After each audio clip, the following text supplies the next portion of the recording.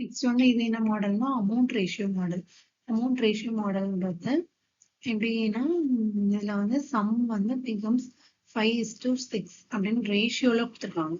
ரேஷியோல கொடுத்துட்டு இன் 4 இயர்ஸ் 4 இயர்ஸ்ல அந்த 5 ரூபாங்கிறது 6 ரூபாயா மாறுது அப்படின்னு கொடுத்துருக்காங்க ரேஷியோல. அதுவும் சிம்பிள் இன்ட்ரெஸ்ட்ல. இதுல வந்து ரேட் வந்து கண்டுபிடிக்க சொல்லியிருக்காங்க. இப்போ நமக்கு தெரியும் பிரின்சிபல் என்ன கொடுத்துருக்காங்க 5, அமௌண்ட் எவ்வளவு கொடுத்துருக்காங்க 6, நான் ரேஷியோனால எக்ஸ்ன்னு எடுத்துக்கலாம். அப்புறம் டைம் என்ன கொடுத்துருக்காங்க டீங்கிறது 4 இயர்ஸ் கொடுத்துருக்காங்க. நம்மளுக்கு ரேட் வந்து கண்டுபிடிக்கணும். நமக்கு தெரியும் சிம்பிள் இன்ட்ரெஸ்ட்னா அமௌண்ட்டையும் இதையும் மைனஸ் பண்ணி வர்றதுதான். 6x minus 5xங்கிறது x. இப்போ simple interest equal to p of t by 100. பிரின்சிபல்ங்கிறது நமக்கு என்ன 5x. rங்கிறது என்னது கண்டுபிடிக்கணும். tங்கிறது 4 கொடுத்துட்டாங்க. by 100 equal to simple interestங்கிறது x. அந்த x கேன்சல் ஆயிரும். 5 வந்து 20 நமக்கு 5 4 r into 5 4 20 20 by 100 1 2 is to 5 to 10. So r equal to என்ன வரும் 5% அப்படிங்கிறது தான் இந்த ரேட் ஆஃப் இன்ட்ரெஸ்ட். இதே மாதிரி நம்மளுக்கு எப்படி கொஸ்டின் மாத்தி மாத்தி கேட்டாலும் நமக்கு வந்து கண்டுபிடிக்க தெரியும்.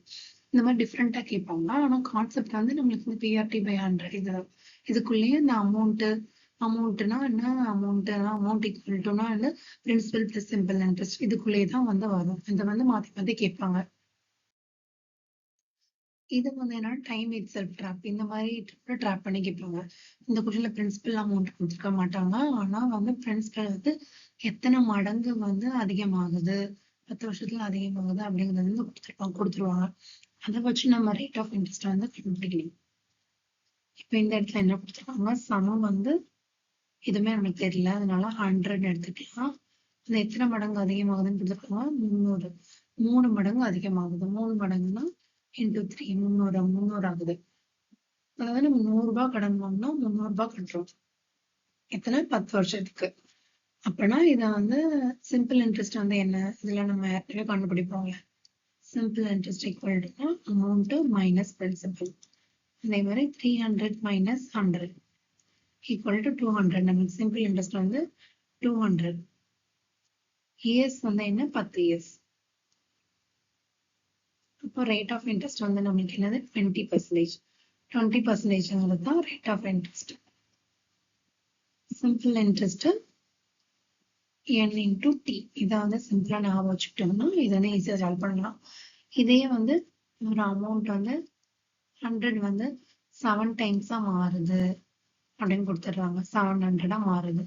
அப்போ வந்து எவ்வளவு இயர்ஸ்ல இருந்து 7 டைம்ஸா மாறும் அப்படின்னு கேட்டுருக்காங்க. ஏன்னா பர்சன்டேஜ் இதே பர்சன்டேஜ் வச்சுட்டு இதை வந்து எவ்வளவு இயர்ஸ்ல மாறும் அப்படின்னு கேட்பாங்க. அந்த மாதிரி கேட்டாங்கன்னா இப்போ வந்து சிம்பிள் இன்ட்ரெஸ்ட்ல வந்து இதுக்கு சிம்பிள் இன்ட்ரெஸ்ட் வந்து என்னது அமௌண்ட் மைனஸ் பிரின்சிபல். அப்போ 600. அப்போ ரேட் ஆஃப் இன்ட்ரெஸ்ட் வந்து நமக்கு 20% கிடைச்சிருக்கு இதுல. அப்போ 1 2 is to 30.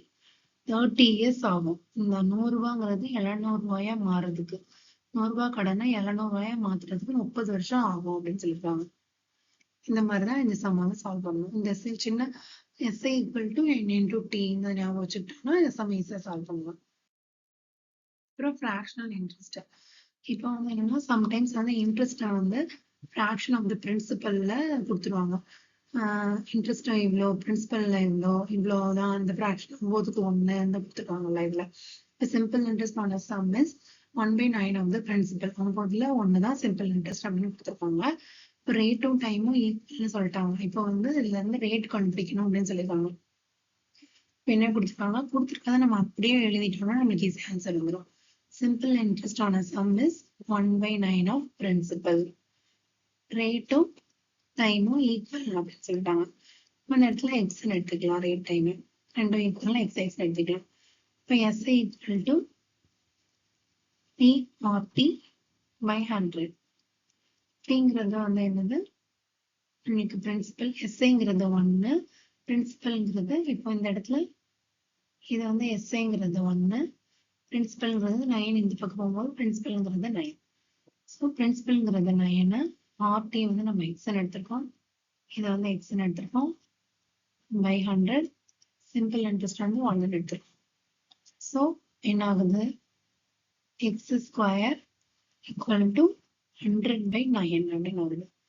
அப்போ எக்ஸ் ஈக்குவல் டு நம்ம ரூட் எடுக்கும் போது இதுக்கு ரூட் எடுக்கும் போது என்ன ஆகுதுன்னா 10/3 10/3 அப்போ 1 3 3 3 3s are 9 3.33%. நம்ம ரேட்ல கேட்டனால பெர்சன்டேஜ்ல போடுறோம். இப்போ ரேட்டுங்கிறது நம்மளுக்கு 3.33% தான் கரெக்ட். இந்த மாதிரி தான் நம்ம கண்டுபிடிக்கணும்.